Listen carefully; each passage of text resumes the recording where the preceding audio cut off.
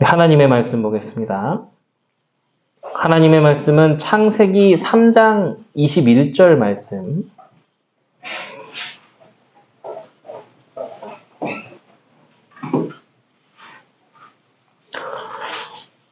창세기 3장 21절 말씀을 우리 함께 합독하시겠습니다. 우리 한 절임으로 같이 합독하겠습니다.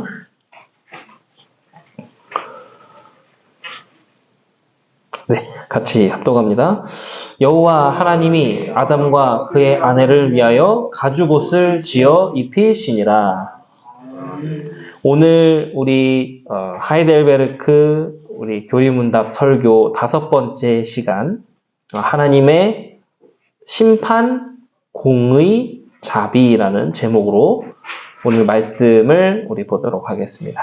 하나님의 심판 공의 자비입니다. 우리 주보의 그 문답의 내용들이 이렇게 쭉 올라가져 있죠. 4주일 해서 9문, 10문, 11문 이렇게 올라가져 있습니다. 우리 문답을 보면은 이렇게 써 있죠. 우리가 행할 수 없는 율법을 우리가 지키도록 요구하신 것은 하나님의 부당한 처사가 아닙니까? 답이 이렇게 써 있어요. 아닙니다. 하나님께서는 그 법을 지킬 수 있는 능력을 주시어 사람을 창조하셨습니다. 그러나 사람이 악마의 유혹을 받아서 스스로의 뜻으로 불순종함으로 자신은 물론 후손들까지 그렇게 할 수 있는 능력을 잃게 된 것입니다. 라고 이제 이렇게 써 있죠.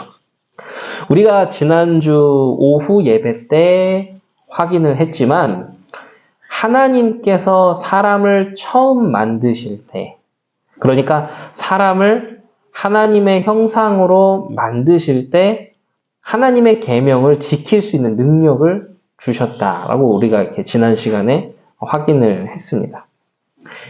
그리고 웨스트민스터 신앙고백서 4장 2항에 나오는 것처럼 전 요즘 이 4장 2항이 참 그래 이렇구나라는 걸 좀 이렇게 새삼 많이 깨닫고 있는데, 외민 신앙고백서 4장 2항에 이렇게 기록되어 있어요. 사람을 창조하실 때에 하나님의 법을 기록하시고 그 법을 수행할 능력도 주셨지만 죄 지을 가능성 아래에서 그 의지를 자유롭게 하셨기 때문에 그 의지는 언제든 변할 수 있었습니다. 이렇게 써 있죠. 그러니까 죄를 왜 선악과를 괜히 만드셔가지고 우리를 이렇게 힘들게 해? 그게 아니라는 거죠.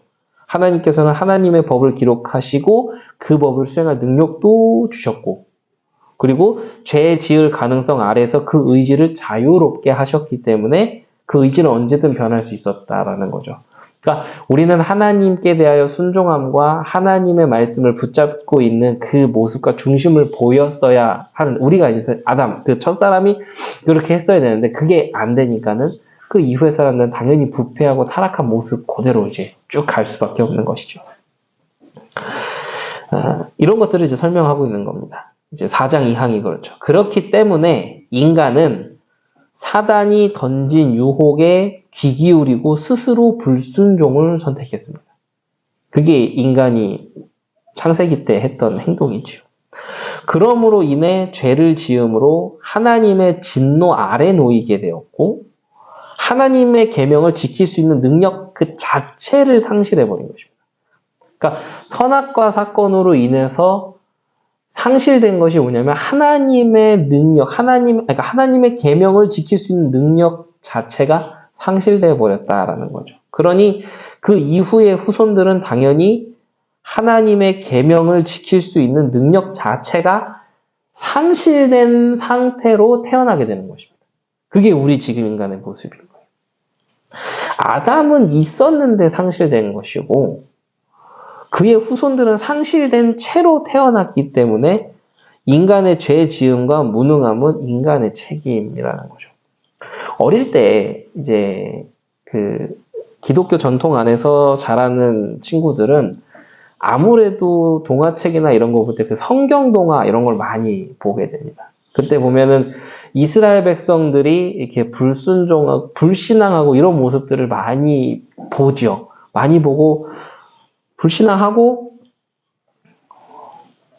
뭐라 하죠? 얻어맞고 또 불신앙하고 얻어맞고 하면서 그거를 이제 쭉 보면은 그런 생각이 어릴 때 한 번씩 들었어요. 야, 왜 계속 저러지?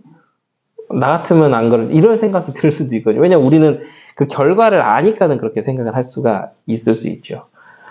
그러니까 그런 맥락처럼 사람들이 그런 거죠. 내가 아담과 하와였으면은 사단이 유혹했을 때 그렇게 안 했어. 이러는데 그거는 알고 다 듣고 보니까는 이제 그렇게 얘기를 하실 수 있는 거. 그럴 수가 없다라는 겁니다. 그럴 수가 없다라는 거죠. 그래서 아담은 아담이고 난 나야가 아닙니다.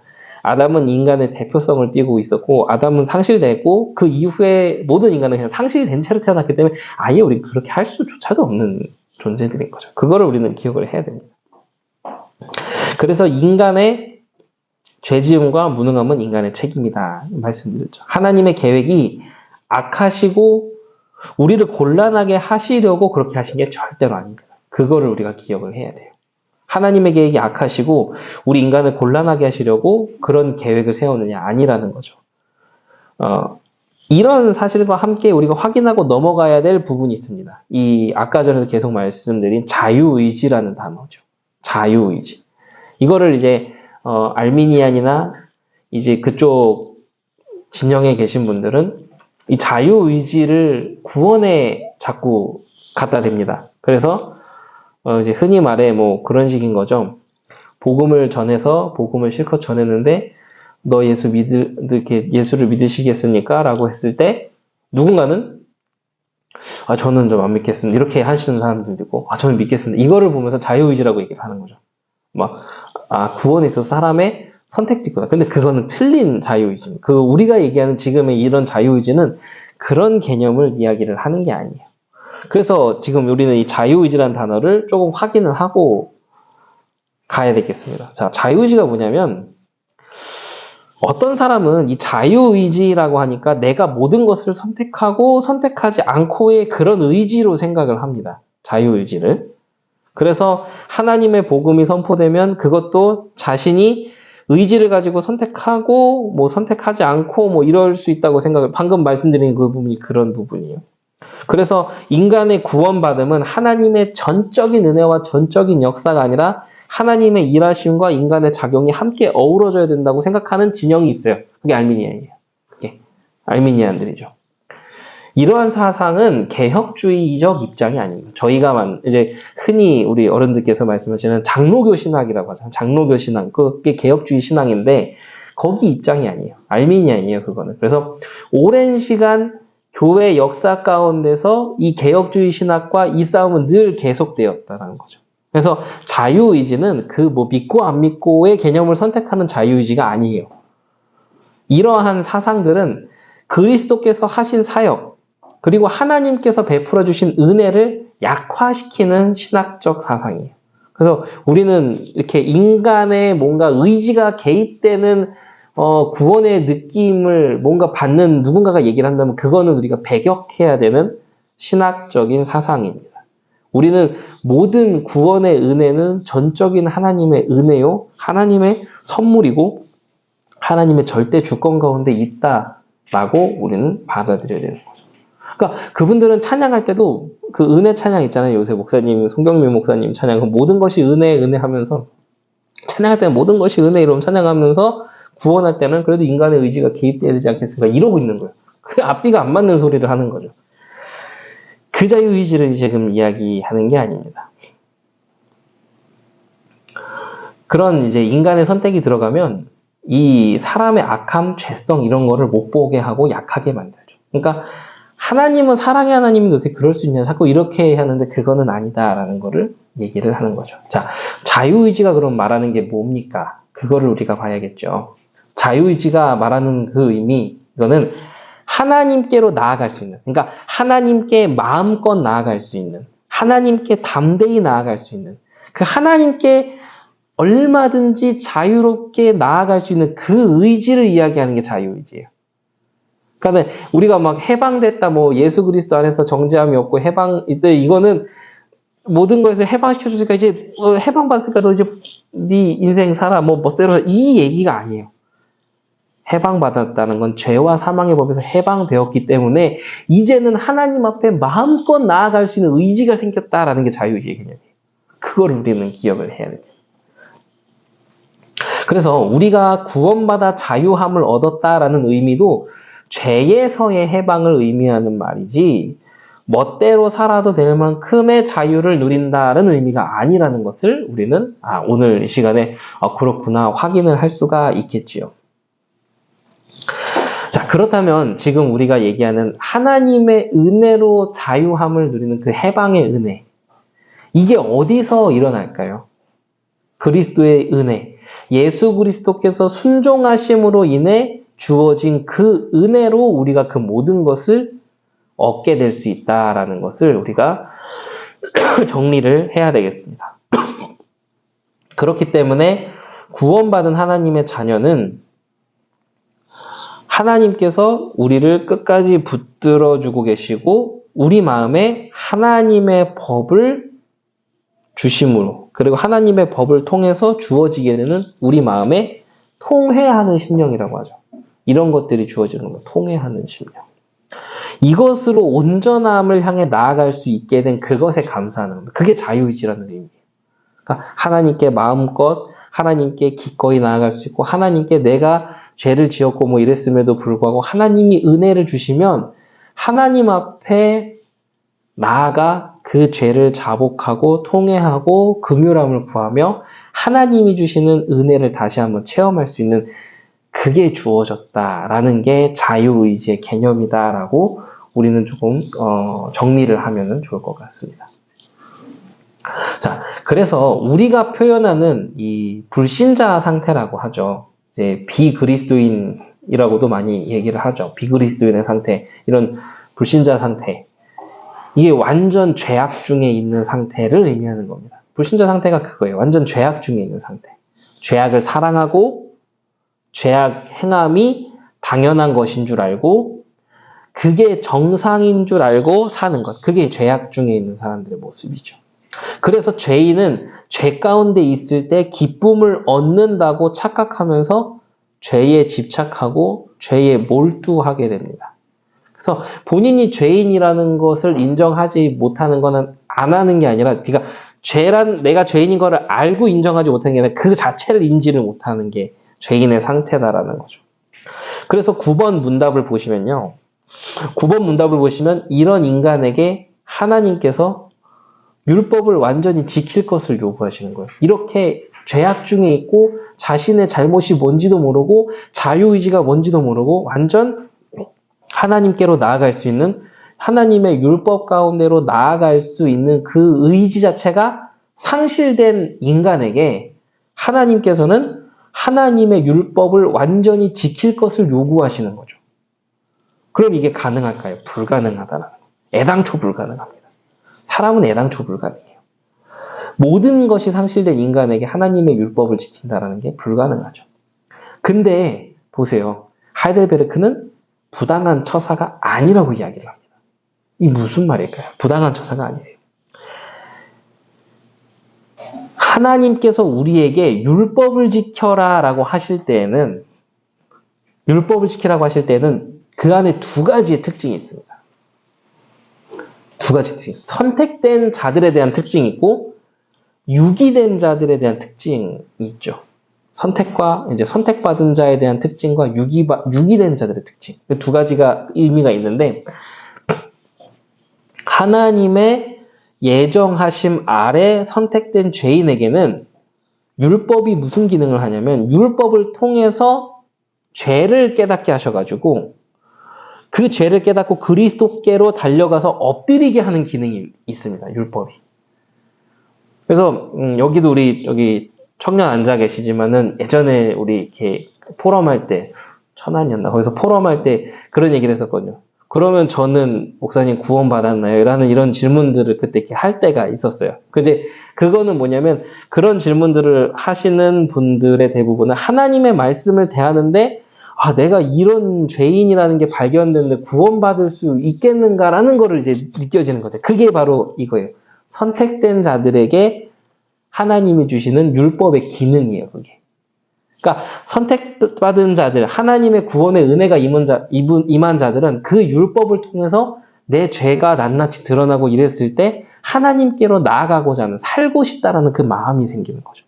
그래서 하나님께 나아가 통회하고 은혜를 받고 이렇게 된다는 겁니다. 그게 이제 율법의 첫 번째 기능이에요. 그 다음에 이제 유기된 자들에게의 기능은 무엇이냐? 유기된 자들에게도 율법의 기능이 있어요. 더더욱 악해지지 못하도록 브레이크를 잡아주는 기능이 있어요. 구원받지 못한 자들에게도 하나님의 율법은 작용을 합니다. 그래서 더욱 악해지지 못하도록 브레이크를 잡아주는 기능과 또 심판할 때의 근거로 제시되는 기능이 있어요. 그게 율법의 기능입니다. 유기된 자들에게 있어서. 브레이크도 잡아주지만 심판의 날에 그 사람들의 심판의 근거로 하나님의 율법이 적용이 되는 거죠. 그래서 한국 교회는 조금 그런 무서운 하나님의 이미지가 좀 있습니다. 진노의 하나님, 무슨 이렇게 뭐 그런 하나님. 예를 들어 제가 전에 한번 지지난주인가 한번 얘기했죠. 어릴 때 그 고난 주간일 때 이렇게 출석부 체크해가지고 이제 천국 지옥하고. 그러니까 한국 교회는 그게 무서운 하나님이 되게 강해요. 그게 이거 두 번째 이 기능이에요. 하나님의 율법은 죄인들을 심판하실 때 기능, 이것만 너무 강조가 돼 있어서 그런 거예요. 하나님의 자비하심과 사랑하심 이런 것들은 조금 이렇게 많이 좀 잘 전달이 안 돼 있는 게 한국 교회의 어떤 옛날의 모습이기도 했습니다. 그래서 하나님께서는 우리에게 율법을 주시는 이유는 선택된 자들은 그 율법을 통해서 죄를 깨닫고 돌아오게 하려는 기능이 있고요. 그리고 선택받지 못한 유기된 자들에게는 하나님의 심판의 날에 그 심판의 근거로 제시되며 또 이 세상 살아갈 때 어떤 브레이크적인 기능도 한다라는 그런 것들을 이야기를 하고 있는 겁니다. 자, 이러한 요구함 속에서 우리는 하나님의 음성에 계속 귀 기울이게 됩니다. 하나님의 사람들은 이런 말씀들을 들으면서 하나님의 음성, 하나님의 말씀에 귀 기울이게 되죠. 그러면 나오는 은혜의 결론이 있습니다. 바로 그리스도입니다. 그래서 결국은 하나님의 율법을 통해서 하나님께서 우리에게 보게 하시는 것은 그리스도의 은혜라는 것이죠. 아, 진짜 이 그리스도의 은혜가 없었으면은 참 내가 이 상태에서 구원받지 못했겠구나. 참 하나님의 은혜다. 참 그리스도의 은혜가 내게 임한 것이 최고의 감격스러운 것이다. 이런 거를 보게 된다는 것입니다. 우리는 지킬 수 없지만 그리스도께서 순종하심으로 충족시키셨습니다. 우리는 할 수 없지만 그리스도 안에서 우리가 그 그리스도와 함께 했을 때 받는 모든 유익들을 받을 수 있게 된 거죠. 그리스도와 함께함으로. 율법이 우리에게 죄책이 되기 위해서 하나님의 무서운 얼굴을 연상케 하기 위해서 주신 게 율법이 아니라는 거예요. 우리에게 주신 율법이 그런 게 아니에요. 율법은 우리에게 죄책이 아니라 우리를 교육적으로 지도하려는 목적이 있어요. 그게 우리에게 율법의 목적이에요. 그래서 성경에서는 하나님의 율법을 초등교사, 몽학선생, 옛날 개혁 한글에서는 몽학선생이라고도 표현하죠. 이렇게 표현을 하는 겁니다. 무서운 하나님이 아니라 우리를 지도하신 하나님, 이거를 알려주려고.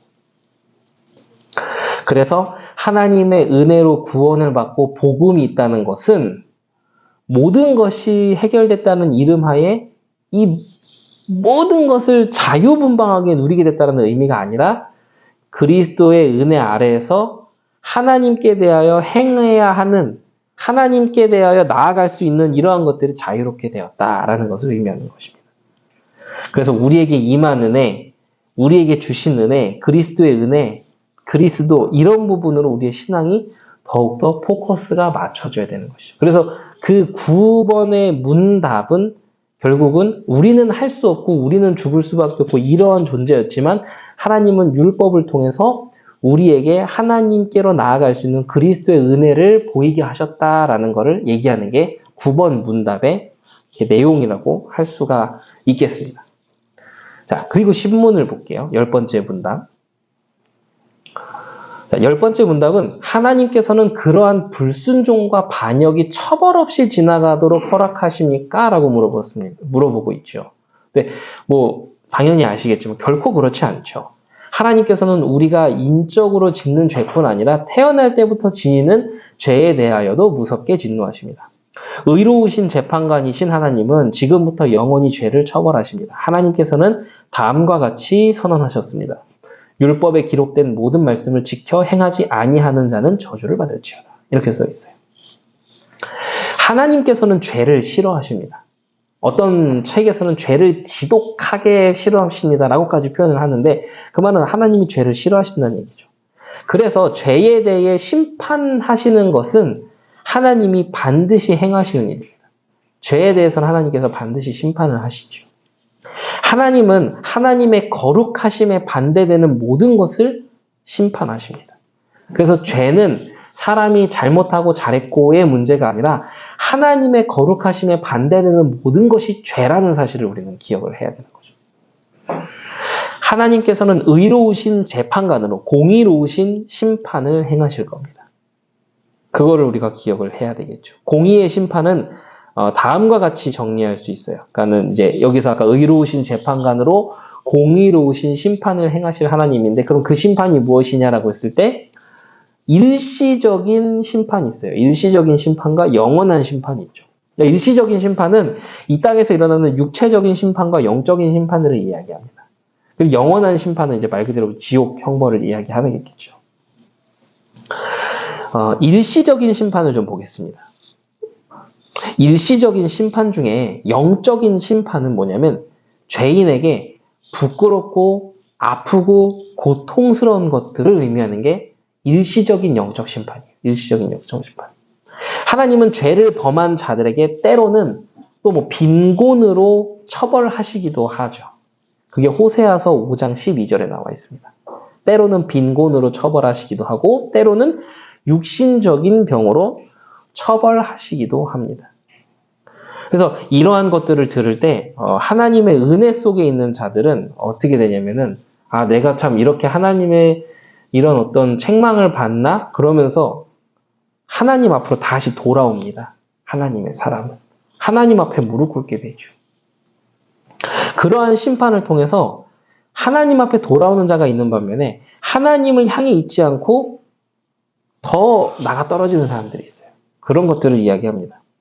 죄악 중에 있었던 자신을 바라보며, 그러니까는 하나님께 향해 있지 않고 죄악 중에 있었던 자신을 그 자신을 깨닫게 되는 거죠.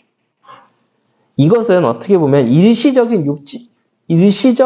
육신 심판과 영적인 심판은 우리에게 오히려 감사라고 얘기할 수 있어요. 그걸 통해서 깨닫게 하시는 거죠. 깨닫게 하시는 거. 근데 정말 무서운 건 뭐냐면 영적인 심판이에요. 영적인 심판. 육체적인 심판은 뭐 이렇게 빈곤에 처하기도 하고 병에 걸리기도 하고 힘들게 하시기도 하고 하면서 깨닫게 돌아오게 이렇게 하시지만 영적인 심판은 로마서 2장 21절의 말씀처럼 말씀처럼 영적인 눈이 감기게 만들어 버리신다고 써 있습니다. 영적인 눈이 감기게 만들어 버리신대요. 그냥 어두운 가운데 있도록 내버려 두시는 거예요. 정말 무서운 거죠. 정말 무서운 형벌입니다.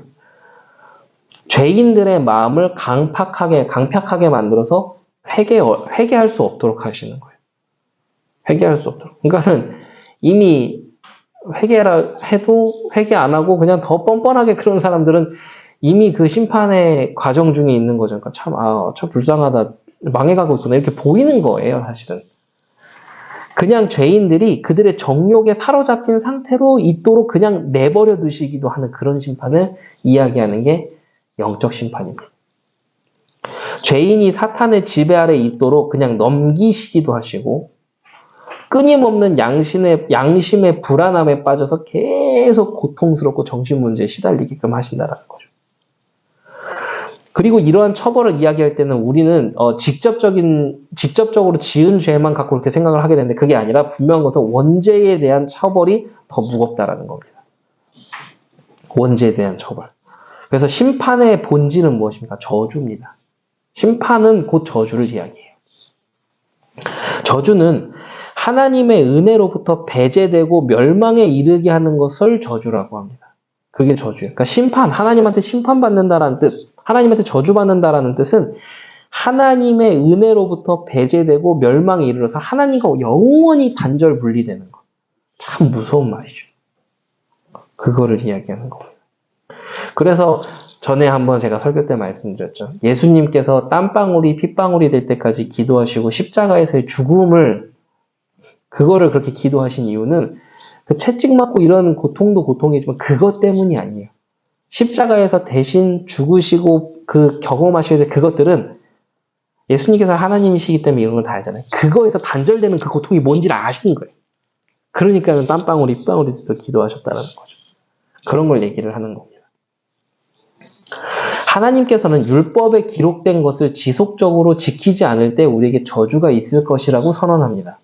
그게 지금 오늘 지금 방금 신문회에서 읽은 그 문답의 내용이에요. 갈라디아서 3장 10절, 갈라디아서 3장 10절, 신명기 27장 26절이죠.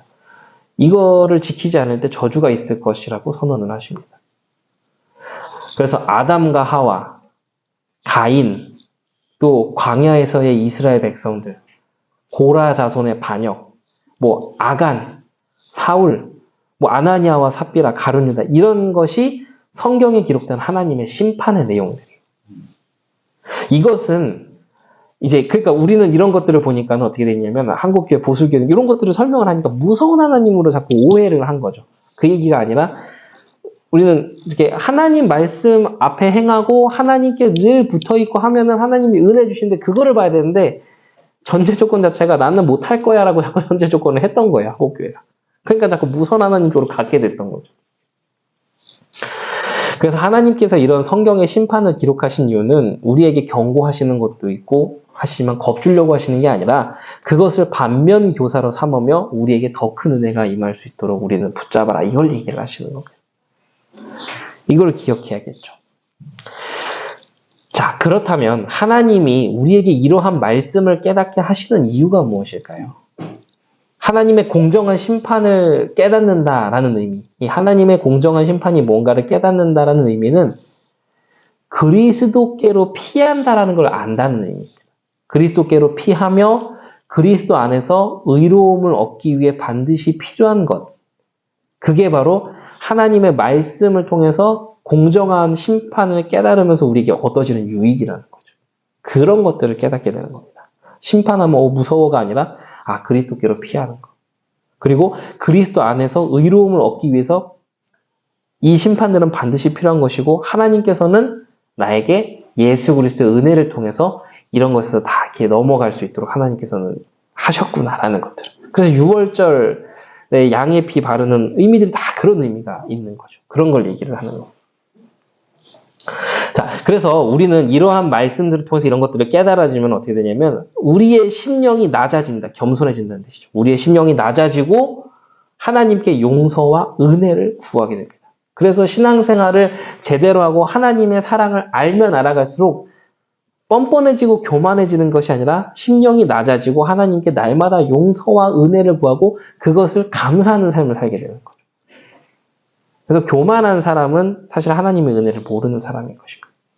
잘못 받은 거죠.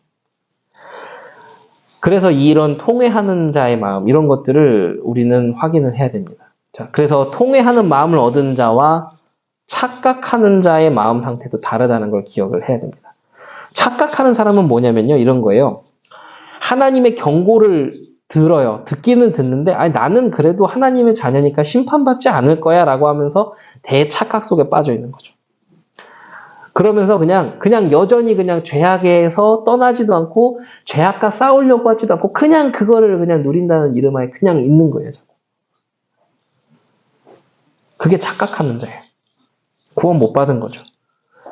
성경에 그 나와 있으니까요. 그래서 우리는 이런 말씀들을 들으면서 늘 내 자신을 점검해야 돼요. 하나님의 말. 그래서 신문의 문답은 뭐냐면 하나님의 말씀으로 철저하게 나를 점검해라라는 거예요.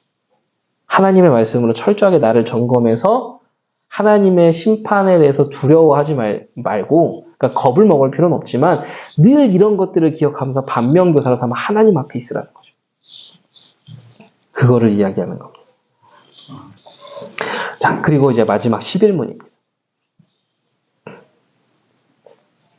11문은 무엇입니까? 하나님은 또한 자비로우신 분이 아닙니까? 그러니까 이제 구문신문에서 이렇게 하니까는 11문은 거죠. 아니, 하나님은 자비로운 분이 아니냐 이렇게 질문하는 거예요. 근데 답이 보세요.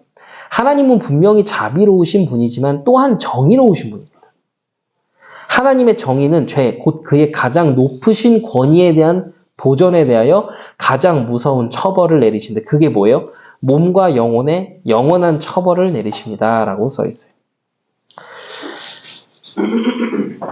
개혁주의 진영이 아닌 다른 진영이랑 얘기하다 보면 가장 많이 듣는 말이에요. 하나님은 사랑의 하나님이신데 어떻게 심판과 형벌 그리고 사람에 대한 예정을 가지고 그렇게 하나님은 사람을 구분하시냐 처음부터.